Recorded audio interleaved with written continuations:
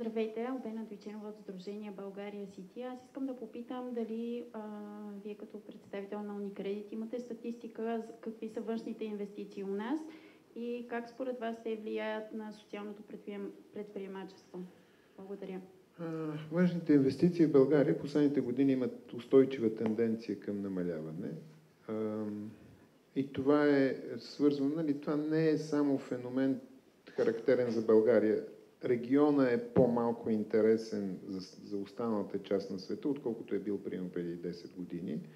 Това, което ние можем да направим обаче, за да имаме повече чужди инвестиции, защото с България в момента, независимо кой ви говори, не е в криза. Ние имаме растеж от порядъка на между 0 и 1%. Тоест, може да сме близко до стагнацията, но няма рецесия в този смисъл.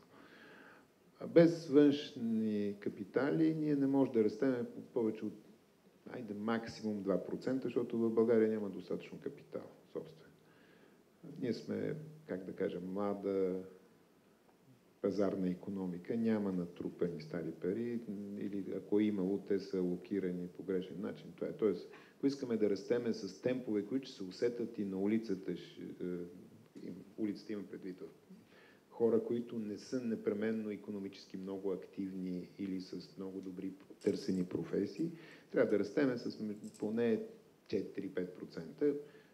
Няма нужда да ви казвам, че всички сме го живяли това нещо. Периода, примерно между 2001 и 2007 година, България имаше един устойчив темп на растеж около 5%. Друг е въпрос, казвам устойчив за тези години, по начина, по който после се оказа, че не е чак толкова устойчив, защото много real estate и такива неща имаше вътре. Но тогава на улицата се усещаше оптимизъм и се усещаше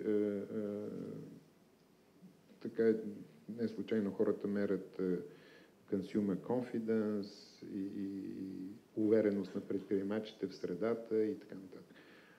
Тъй, че втората част на въпроса ви, как това се отразява на социалното предприемачество, икономическия подем се отразява добре на всички.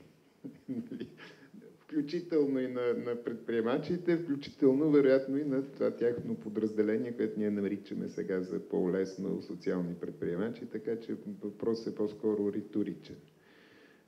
Ако трябва да правим усилия като общество, да направим усилия наистина да всички предприемачи, всички инвеститори да се чувстват комфортно в България и ако това се случи, и чуждите инвестиции ще почнат да растат. 100% съм съгласен с господин Хапарцумян. Не само в България, целият регион са трудно продаваеми, така да се каже, като инвестиционни дестинации. По-лесно ще убеждавате потенциален инвеститор да отиде в Африка, отколкото да дойде в тази част на света. Така че и това може би е един казус за предприемачество от страна на правителството и на всички икономически субекти. Ние се конкурираме с целия свят като инвестиционна дестинация.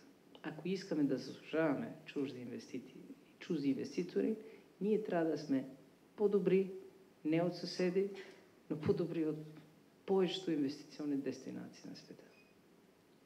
Самият факт, че има вече успешни местни компании, както каза господин Хапарцумян, бил то Лотопия или цялата индустрия за колелетата, е много добър пример на това какво можем да постигнем като общество или пък по природа като народ.